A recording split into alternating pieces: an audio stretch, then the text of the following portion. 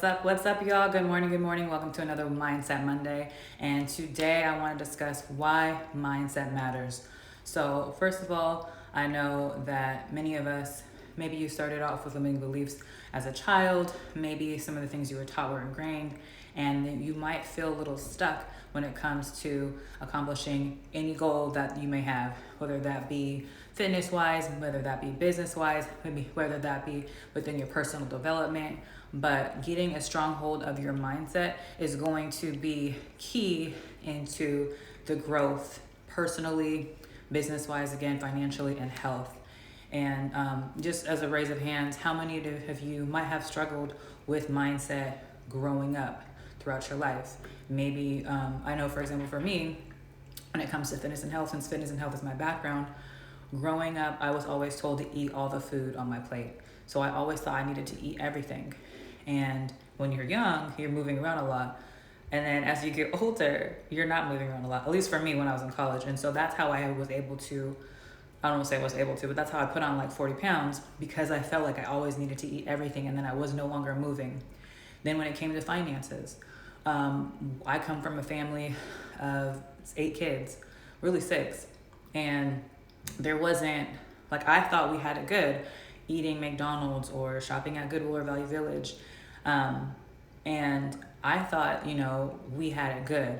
But not until later on in life, I realized like my family was just struggling to feed us. My family was giving us the best that they could provide. They thought, like, if you think about today, many people think like work 9 to 5, retire, and they rely on the system.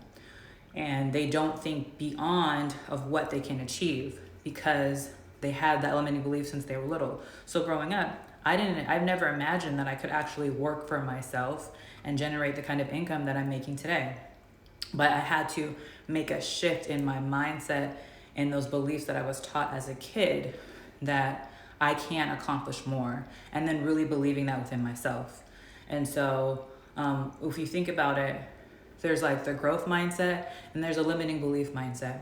And with a growth mindset, one is able to view their capabilities in an expansion set. Whereas if you have a fixed mindset, which no offense, many of us do, you view things as limited. Like, you cannot achieve that. That's impossible. When I wanted to go into my own business, no one thought it was possible for me to generate income online. They don't get it. They still don't understand. But it absolutely is possible, especially in this digital age. If you believe that you can grow, the efforts, the promise and rewards of failures become resources of development. So you don't look at a failure or a failure as a setback. You look at it as a growth and learning opportunity, compared to someone who might not have that growth mindset. You think all the effort that you're putting in and every failure is draining and exhausting, but trust that it is not. And when you start to improve your mindset and look at it as an opportunity, everything as an opportunity. For example, COVID. When COVID first started, I know there was a group of people. You might have been in Group A or Group B. Group A was the ones who looked at COVID as an opportunity for growth, for expansion, for personal development. Maybe you started reading more, you started exercising, you started eating healthier. Then there was those who had a victim mindset, like, woe is me, what am I gonna do, what's gonna happen? And they thought of all the negatives versus all the positives. Personally, for me, I thought of it as a positive, and it was stressful at first, but COVID actually helped me expand my mind, my business, myself, and now my family. And so with a growth mindset, you're able to limit many of those like challenges. Limits become challenges, and challenges become a source of opportunity for growth. And so I want to go into, let me go into this again. I wanted to say this again. A growth mindset views one's abilities as capable of expansion. A fixed mindset views one's capabilities or capacities as limited. And so some of the ways to improve your mindset is, one, mindfulness. And what mindfulness is just really taking the time to center yourself and become aware of your thoughts. Are they positive? Are they negative? Is it going to be feeding you growth moving forward, or is it going to be setting you back? How many of you, even to this day, maybe just have all these like thoughts constantly going through your head, and they're not serving you? Sometimes you just need to like catch them, close them off, and then replace them with something that is positive. For example, in the morning, I do lots of I am positive affirmations just to remind myself of being grounded and thankful for being alive, having breath, having life in my belly because I am pregnant. But it takes the forms of being able to create a platform of awareness, and that's essential. Other forms of mindfulness is maybe exercising for your health. We only have one of these bodies. Meditation, that goes back into mindfulness, just centering your thoughts. Sometimes you need to practice breathing techniques and just taking a moment to breathe. If you're at work, you're feeling stressed, just take a second to breathe, seriously. And those are going to help give you a greater sense of balance within self, within business, and ultimately it's going to help your productivity throughout the day. Number 2, another thing, strategy, is practicing patience. A lot of us, going back into last week in how to create a successful business, you are trying to rush to get everything done. Everything is a process. Everything takes time. And patience means being able to wait calmly in the face of adversity or frustration and not letting it overwhelm you, because the more you practice patience, your stress levels will decrease, and that's going to ultimately improve your health and your energy. And having the ability to stay calm, again, in times of adversity is really going to help in regards to improving your mindset and mental health. Number 3, I like to talk about this a lot, which is gratitude. Gratitude is so big, and if you guys are not practicing gratitude the first thing in the morning, first thing at night, I talked about it last week. I'm probably always going to talk about it because sometimes you just need to be content and appreciate where you are and what you have, and stop comparing yourself to the Joneses and X, Y, and Z, because you see what they have and what they got.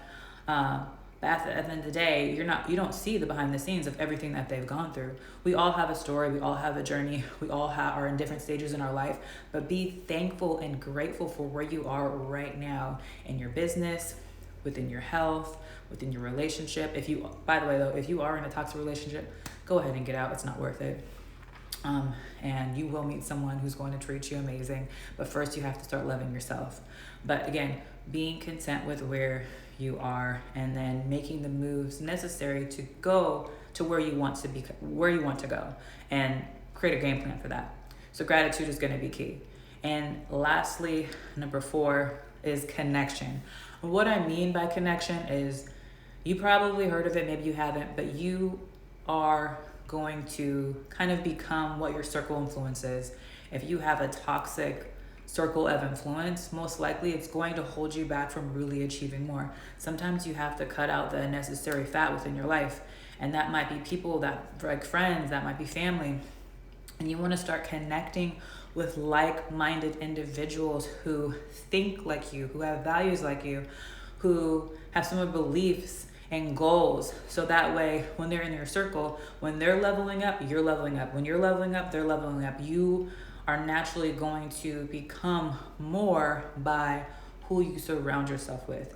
If you want to make 7 figures, 8 figures, you need to start getting into those mastermind groups, connecting with those people, going to networking events. Well, maybe not right now with COVID, but they're opening back up. Getting in Clubhouse, start getting into a chat room, creating your own. But having that sense of community is going to be key also in regards to the health of your mindset, your prosperity, and the growth personally.